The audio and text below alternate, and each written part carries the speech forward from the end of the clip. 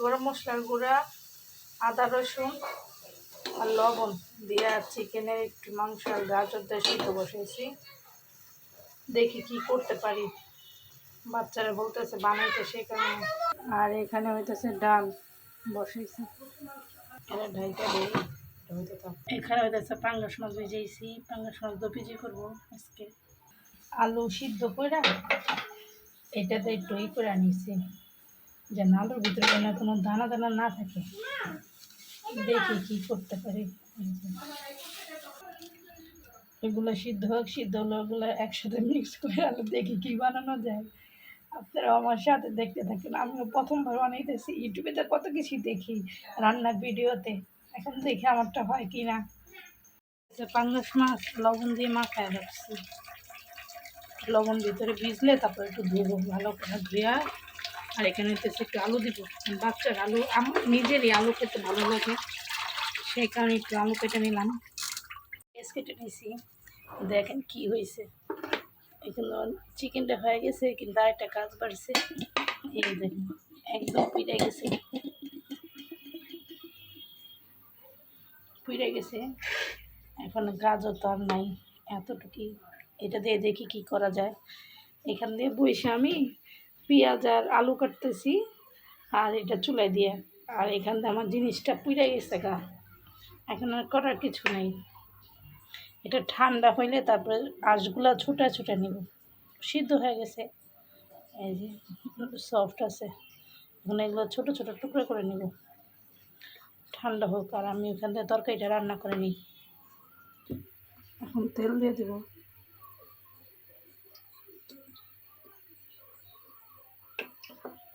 আমার সাথে সবসময় এরকমই হয়, ভাবি একটা হয় যার একটা।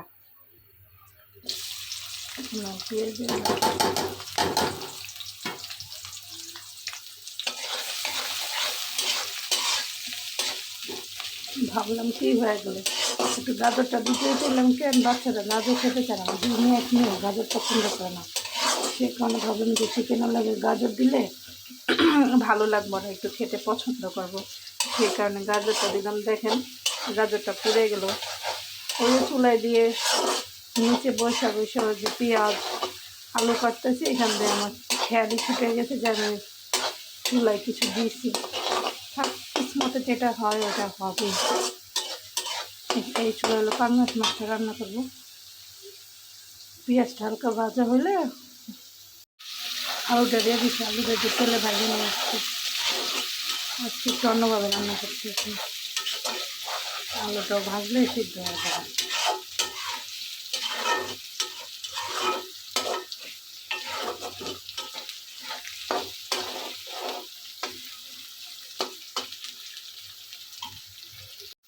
লবণ দিয়ে দিই।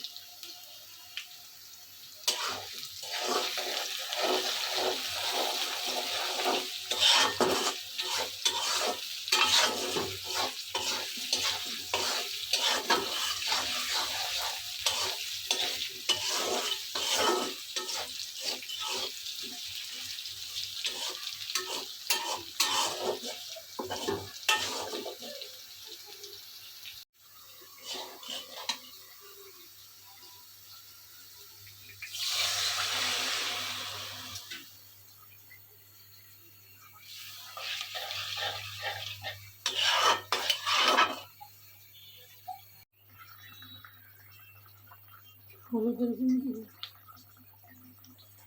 আমি একটু মশলা বেশি খাই, আমার কাছে মশলাটা একটু বেশি ভালো লাগে।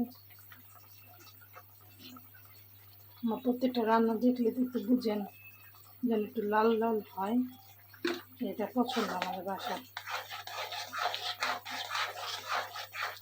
লাল কালার। এটা ভালো করে কষো, এটা ভালো করে মশলাটা কষাইতে দিই। এগুলো এখন আমি টুকরো করে নিই, আর এগুলো ছোটো ছোটো নিই। আমার মশলা কষানো হয়ে গেছে, একটু কাঁচামরিচ দিয়ে দিচ্ছি বেরানোর জন্য। এখন মাছ দিয়ে দেবো, মাছটা ভালো করে কষে নেব।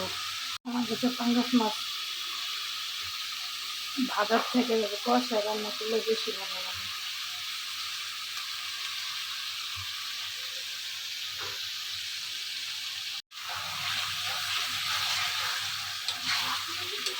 একটু আলু দিয়া একটু কষাবো, কষানোর পরে তারপরে ডিম দিয়ে দেবো।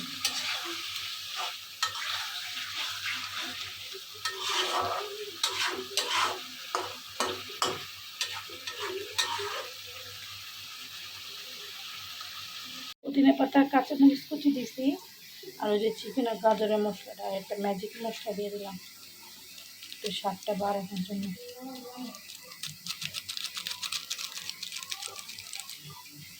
এখন এটা ভালো করে মিক্স করে নিব। এই যে বানাইছি, বিভিন্ন রকমের শেপ হয়েছে, আমি অত শেপ ভালো পাই না। এখানে ময়দা নিয়েছি, পানি আর ম্যাজিক মশলা একটা, যেন একটু স্বাদ বাড়ে সেজন্য। আর এখানে হলো বিস্কুটের গুঁড়া দিয়ে দিব।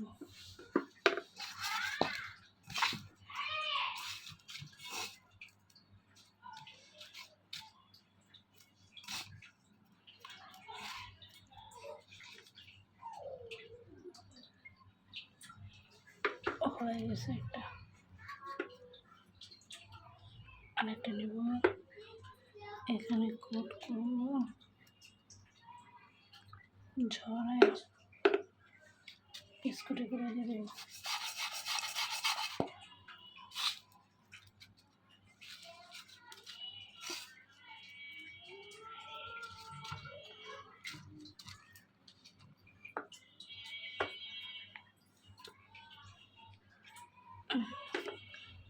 এটা আবার কোট করলাম।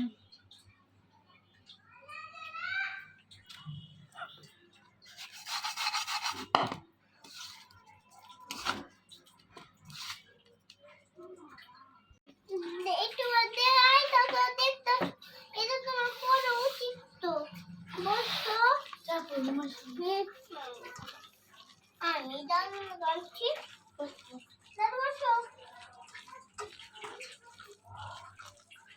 এটা কাটলেটটা ওগুলো ভাজবো। পেঁয়াজও বসতেছি। আর এই যে আমার পাঙ্গাস মাছ তরকারি হয়ে গেছে, মাখা মাখা ঝোল লাগছে।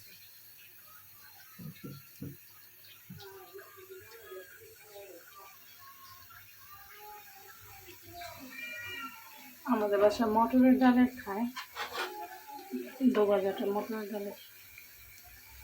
ধনে পাতা দিয়েছি, পুদিনা পাতা আর পেঁয়াজ, লবণ আলাদা আলাদা চটকা, তারপরে ডালের ভিতরে দিয়েছি, ডালের ভিতরে আদা রসুন আর মরিচের গুঁড়া, এগুলো দিয়ে সব মিক্স করছি।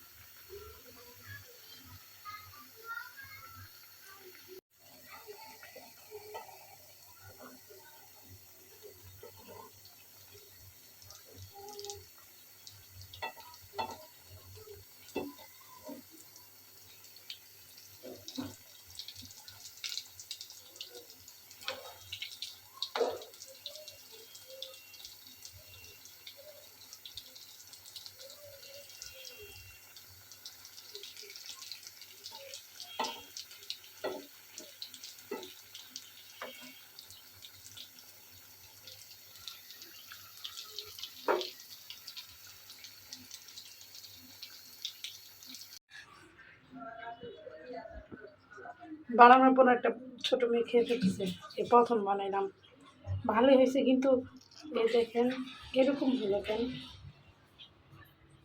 কেউ যদি জানিয়ে থাকেন আমাকে অবশ্যই কমেন্ট করে বলবেন আমার এটা ভেঙে গেছে কেন।